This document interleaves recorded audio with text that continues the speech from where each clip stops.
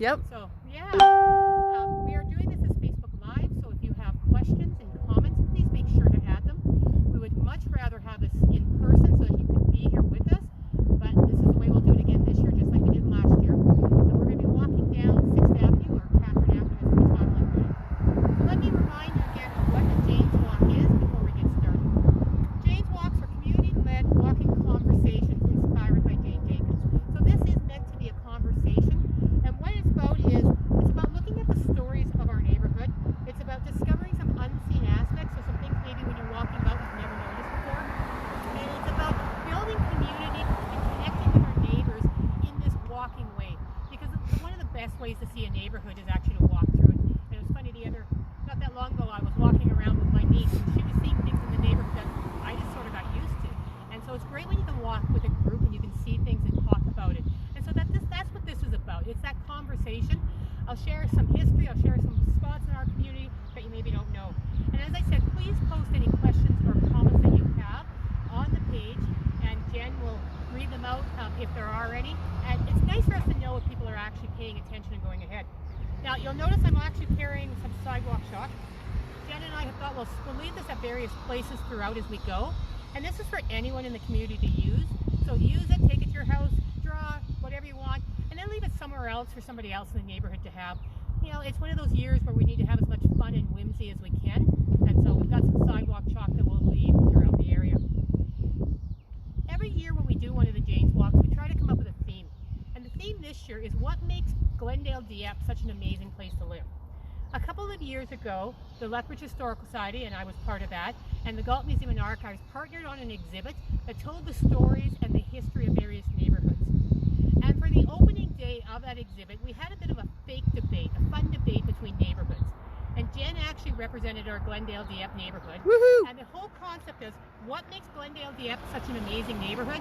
And in a fun way, why are we the best neighborhood in Lethbridge?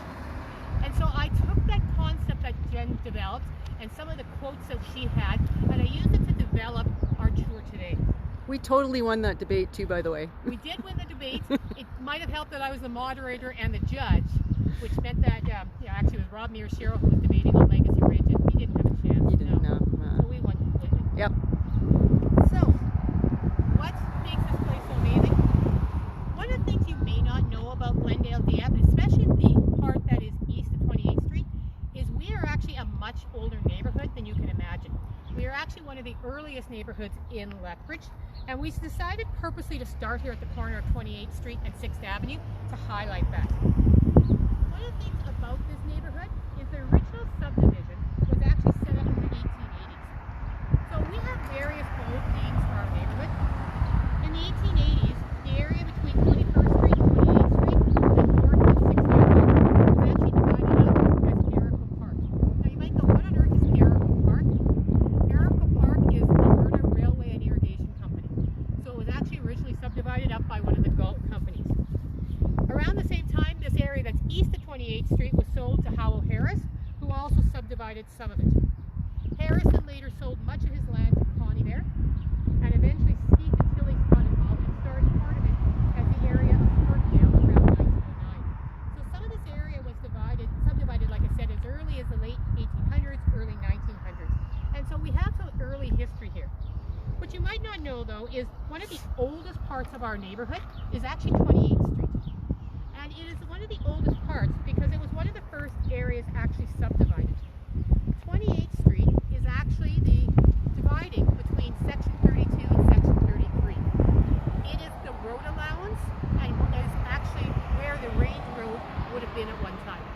And it helps to explain why they actually had to literally block us with concrete barriers at Highway 3 and 28th Street, because if you get across, it goes straight north and connects all the way up. And so it was a natural crossing for a century and a half. And so people just wanted to go straight north over all that time. And the only way they have stopped it now, of course, is blocking it with the concrete. If you also think of 28th Street here, so of course, from Henderson, it would have run all the way north up until Old Man River. And then if you think actually down through the Lakeview District, you'll actually find 28th Street. And then as it goes on the other side of Mammergrath Drive, you'll still find 28th Street, pieces of it all the way down by the college. And it runs all the way down to 6 Mile Coulee. So 28th Street actually is a very old surveyed area because of that part that, as I said, it's the old road allowance. 28th Street was actually once called Evans Avenue, and it was named after a man, not surprisingly, called Mr. Evans.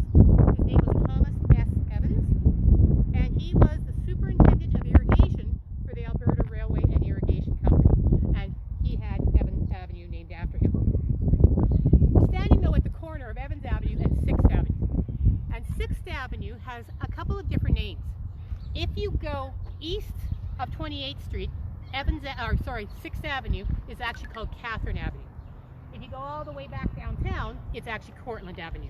So there is a slight name change here. And part of it is, when you're creating your own subdivision, it's nice to have control over the names, because that way you get to name them after people who are part of it.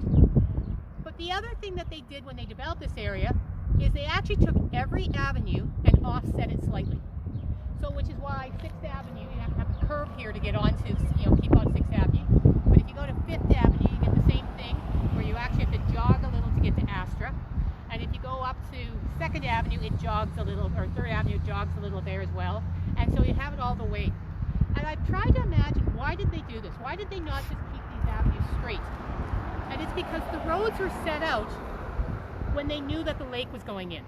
And 7th Avenue does the same thing. It jogs around the north side of the lake, Park Drive as it was then. And so they did the same thing. All these avenues kind of jog around, which keeps the distance of these lots the same as the distance of these lots, but just offsets everything a little further north. And so it makes it a little trickier when you're driving here, because the avenues don't go straight through. But as I said, that also allowed them to actually name all the things they wanted to name here. And so Catherine Avenue is the name of 6th Avenue east of 28th. Now this is the fun thing about researching. I know why Evans Avenue. As we go through, we're going to find Albert Avenue and a few others. Those ones I know the name of. I am still trying to figure out who Catherine is. And it makes one of the difficult things when things are named after women, because they're often the wives or daughters of people who are involved.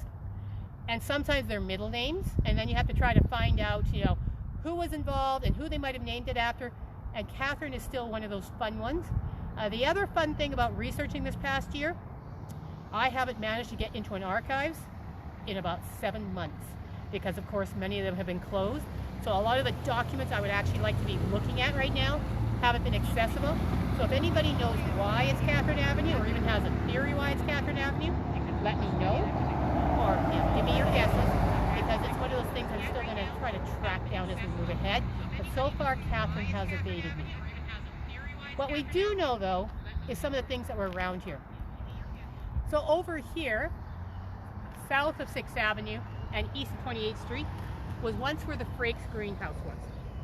Frake brothers started in British Columbia and moved here to Lethbridge in 1910. So right around the time that this Parkdale neighborhood was getting started, they moved in. They constructed their first greenhouse in Lethbridge here by Henderson Lake. The greenhouses were steel framework on cement walls with glass area between them, and the two greenhouses made up 17,000 square feet. They were two sections each of 200 feet long and 32 feet wide. Because they had two greenhouses, they had one greenhouse for what they called useful plants, vegetables, fruits, etc., and the other for ornamentals. In 1913, 3 years after they started the greenhouse here, they also opened a retail flower business in downtown Lethbridge.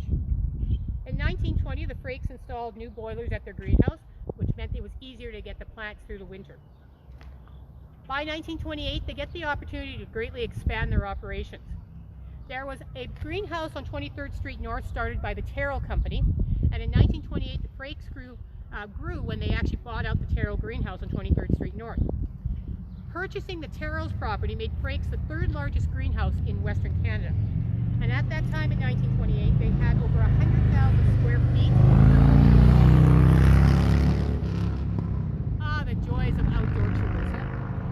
They closed these greenhouses here in the 1950s, and the north side ones were closed in the 1970s. But Frakes was right here on this corner for a very long time. Now, one of the other cool things about our area here, if you look at the original plan of Parkdale, it was actually just built to be on both sides of the railway. So what we now call the W.T. Hill Industrial Park is originally part of our Parkdale area, which makes it a little trickier to find.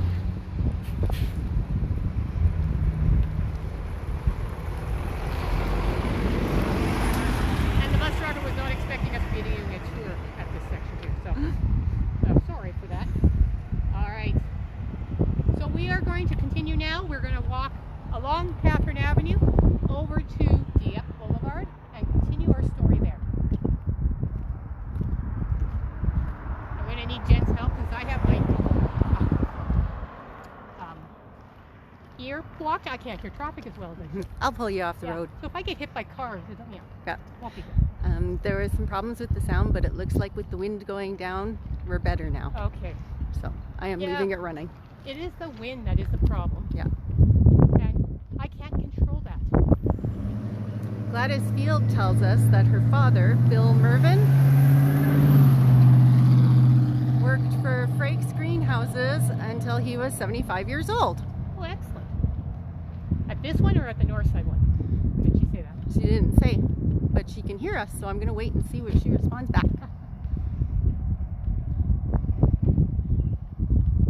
When you consider now some of the greenhouses throughout southern Alberta, you know, the one that is north there by Iron Springs, we are certainly a place for greenhouses and have historically always been.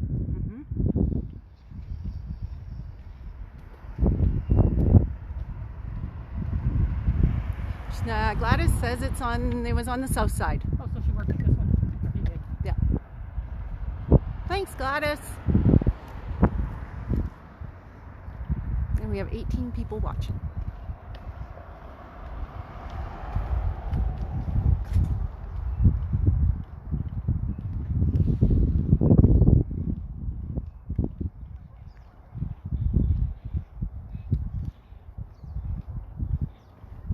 Garbage day tomorrow. This is a good reminder for me as I see everybody's garbage is out. Yep, that's what I was thinking when I walked over too. I rely on my neighbors for this kind of stuff. So we have moved along Catherine Avenue here to the corner of 6th Avenue and Dieppe Boulevard. One of the fun things about our neighborhood is this neighborhood has often found the need to and chosen to go its own path, and if that involves fighting City Hall, they did it. And one of the things this neighborhood did was name their own neighborhood. When Skeeth and Tilly developed this neighborhood in 1909, they called it Parkdale. And that name stayed off and on. There was also, it was called Scott Edition, it was called Leaside Edition, it was called Erico Park. It's had lots of names. But when the federal government, under the Veterans Land Act, started to build this area that is north of us into the Veterans subdivision in the 1940s, they kept and used that Parkdale name, even though they replotted the neighborhood completely and made very different lots than Skeeth and Tilly had. But if you're going to do any old research of this area when it developed as the Veterans Land Act, you're going to have to look at it under Parkdale. But the people of this neighborhood rarely used the Parkdale name. They continually called it the Dieppe neighborhood, and over time that has become the name of the neighborhood. Now, the city now actually calls this entire area that is Glendale and Dieppe, they call it Glendale. But if you ever talk to Jen and I, or most people who live in this neighborhood, we always refer to it as Glendale Dieppe because it has the two neighborhoods side by side and it's part of that longer story. And that's one of the things we have to continue to do, in my opinion, is just keep calling it Glendale Dieppe until the city gets it, that this is Glendale Dieppe and not just Glendale.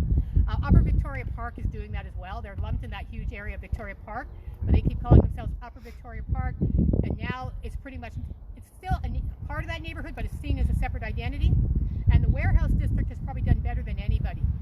They were identified as the Upper East Side by some consultant, and somebody stuck that name on it, and they're pretty much gaining back their warehouse district name. So one of the things this neighborhood has done it before, and I'm sure we'll continue to do it again, is naming it the way we want. The other thing about this neighborhood is the love of trees. We have had trees as part of this neighborhood as early as you can imagine. As early as 1948, so this neighborhood starts developing in the late 1940s, already by 1948, the Parkdale Citizens Association agreed to look after the planting of trees here along Dieppe Boulevard. They were assisted by members of the local branch of the Army, Navy, and Air Force Veterans Association, not surprisingly, since the people moving into this area were veterans themselves. And the Rotary Club was going to help out here in the Parkdale subdivision, and they actually planted the trees around what's the school site today. There wasn't a school there originally, it was a park area, but they planted the trees in that area. The Parkdale Citizens Association then went to City Council requesting a method whereby the cost of watering their large gardens and the trees could be achieved.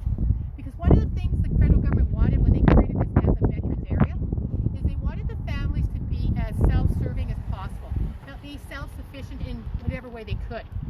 So what happened in this area here of the Veterans Land Division, or subdivision, is they were set out as half-acre lots. And the idea was that then families could have very large gardens that would help maintain the families. They also, of course, started planting trees in this area, but you can imagine this is a long ways from the river. How do you make sure you water those large gardens? How do you make sure the trees are watered in this area? And so what happened is the city manager at the time was asked to work with the residents to develop an irrigation system, and they also looked to the PFRA, Prairie Farm Rehabilitation Administration, for some support developing an irrigation system.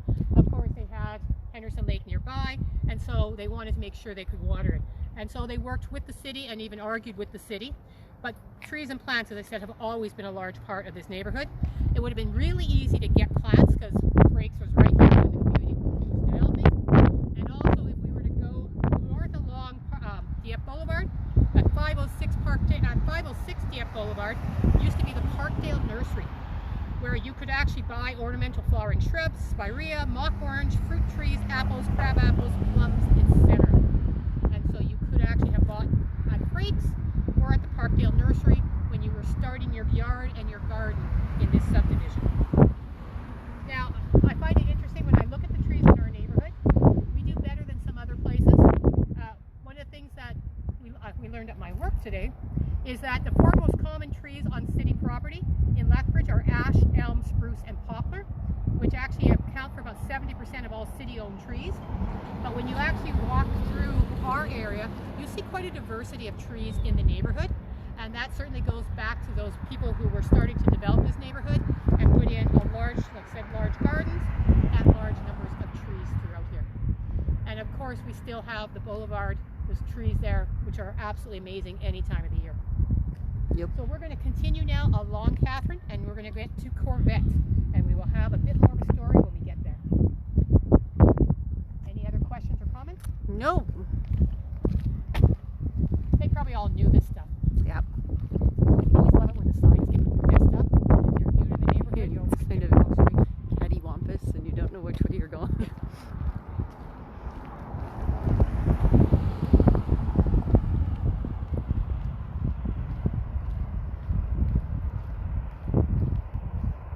This is a question I asked today. What is it about we in Lethbridge that anything evergreen we call it a pine? Because most of the things we call pines are actually spruces, but we all call them pine. Why do we do that? Is it because we're prairie people and we don't know our evergreens? I don't know. If anybody has an answer. And of course we also have a body on the roof. Yes. That body lives there 24/7, 365. I know.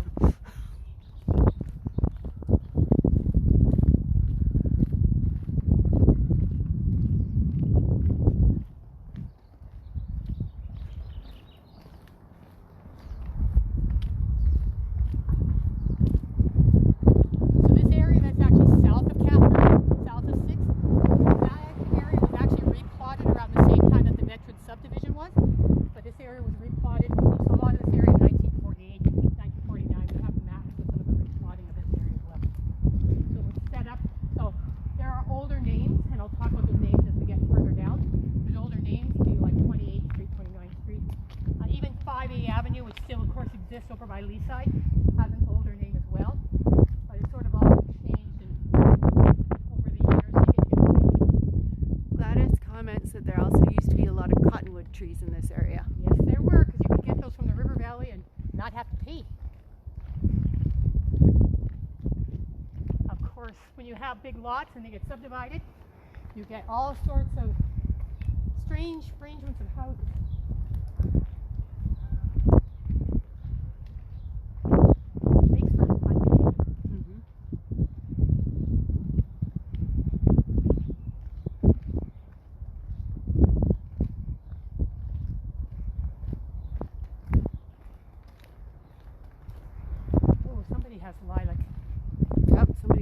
there's one more.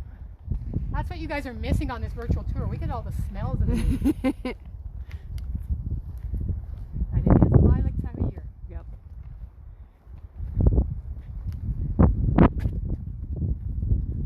The other thing I don't quite know about 6th Avenue here, why it kind of narrows and widens in places. It's got to be something that resulted in that, but it does make it fun when you have to dart in and out with the vehicle.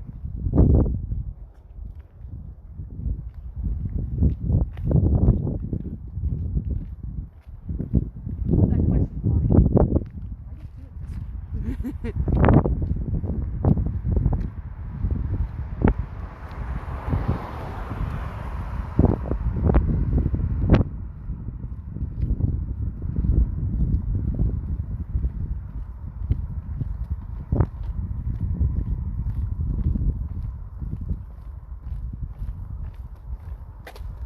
See, if you guys were with us, we'd all be getting exercise. You wouldn't just be watching us walk.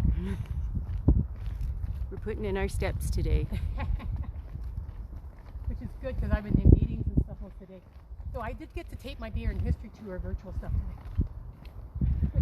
Which looks fun. Nice. Well, according to Marilyn, in one more block we're going to pass Gladys's house. Gladys, you better be outside waving at us. So we're now at the corner of 6th Avenue and Corvette. One of the things about our community, if you need to teach somebody a history lesson of the Second World War, or if you want to learn about the Second World War yourself, walking through this neighborhood will give you that story. So of course many of the streets are named after battles or places or events during the time. Casino Street. Casino was part of the Italian campaign in 1944 and the fight for Casino and its hill Monte Cassino. Casino War Cemetery is the second largest Second World War cemetery in all of Italy, with 4,200 Commonwealth graves, including 855 Canadians buried there. Here we are at a Corvette. Corvette is a small, lightly armed ship used by Canada during the war, primarily for anti-submarine work. And of course, on Corvette is where you'll find General Stuart's school. General Stuart was the highest ranking soldier from Lethbridge during the First World War, and the school and of course the Legion were named in his honor. As you go throughout the neighborhood, you'll find Ortona Street. The Battle of Ortona on December 1943 resulted in 2,300 Canadian casualties. We also, of course, have Normandy, the Battle of Normandy in 1944, of course D-Day, and we have Falaise Street, my French is terrible, refers to the Battle of Falaise Pocket, August 1944, which was also part of the Battle of Normandy. Dieppe, of course, Dieppe raid about 19th August 1942. We also have Dunkirk, which was the Battle of Dunkirk 1940, which was for defending and evacuating people from the mainland of Europe in May and June of 1940. The one that you might not think about is Astra Street, and from what we know, Astra means star, and the Royal Air Force and Royal Canadian Air Force had as their motto, per adu ad Astra, through adversity to the stars. So that one also fits in as well. So all of the streets have various names connected to Second World War history. Makes it a great way to teach history and walk at the same time. And we are going to get down now to Normandy Street. Okay.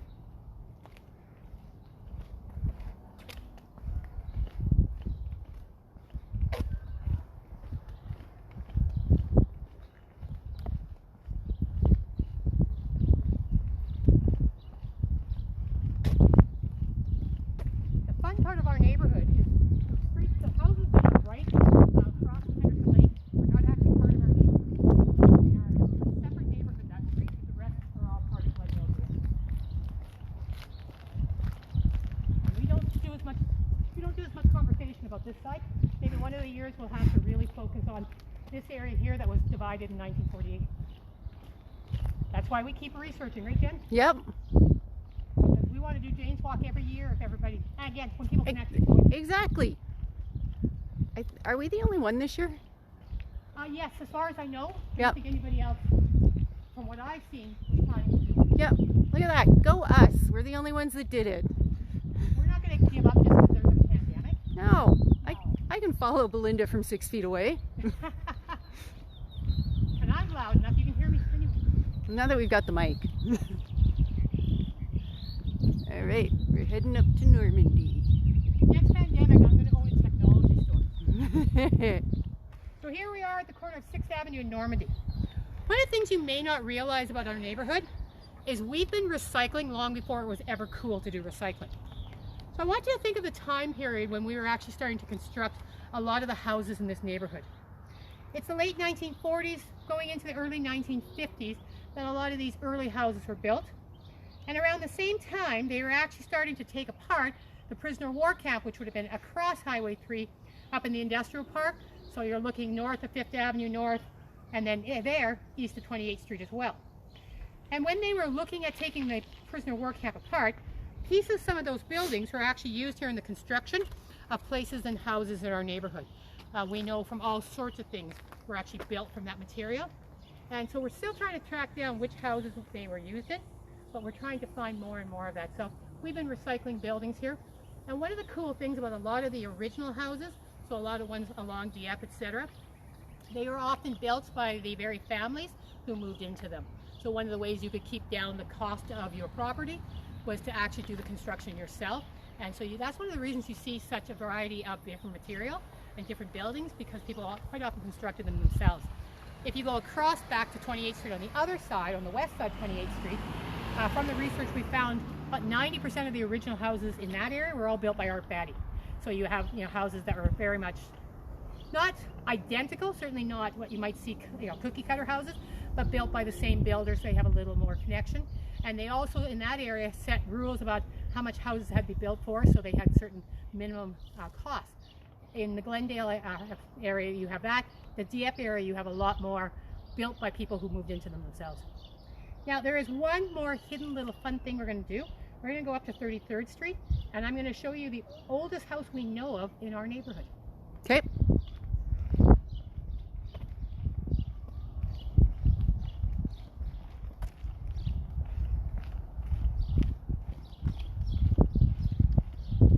So how old do you think the oldest house is going to be, Jim? It's got to be in at least that 75 to 80 year range. At least. Am I even remotely close? We'll get there, we'll see. Some of the fun things is when you find historic records, and when it says the date the building house was made, it actually says old. Oh, yeah. When I was doing some research, I actually found one that said old, and the next page said older. Ah. So I don't know if older was older than old. Or older than, yeah, older than so what? Sometimes when we're not sure, they put in weird things into the records. Yeah. This one we think we know the date it was built, but, and I'll explain when we get there, Okay. I haven't yet confirmed it. Uh-huh. So we're going to try to find it one of these days. Okay. I just based that on how old our house was, and it was one of the first ones in the neighborhood. So. But remember, this neighborhood is older than you think. Yes, well, exactly. Because our house is in one of the new older parts of the neighborhood. A bit more of a walk to go. Okay. It's strange when you think that this oldest house is furthest from like where you would think the building would start. Apparently we're close to Gladys's house, but I don't see her out waving at us. I don't know. She could be hiding behind a tree. Yeah, exactly.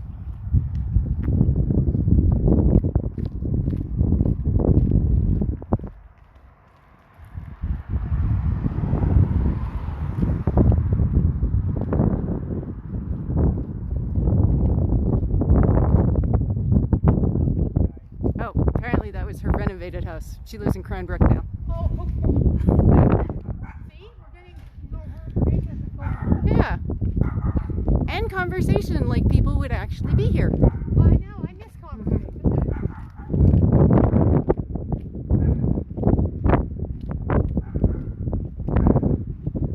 Wasn't sure if I was going to be able to do this tonight.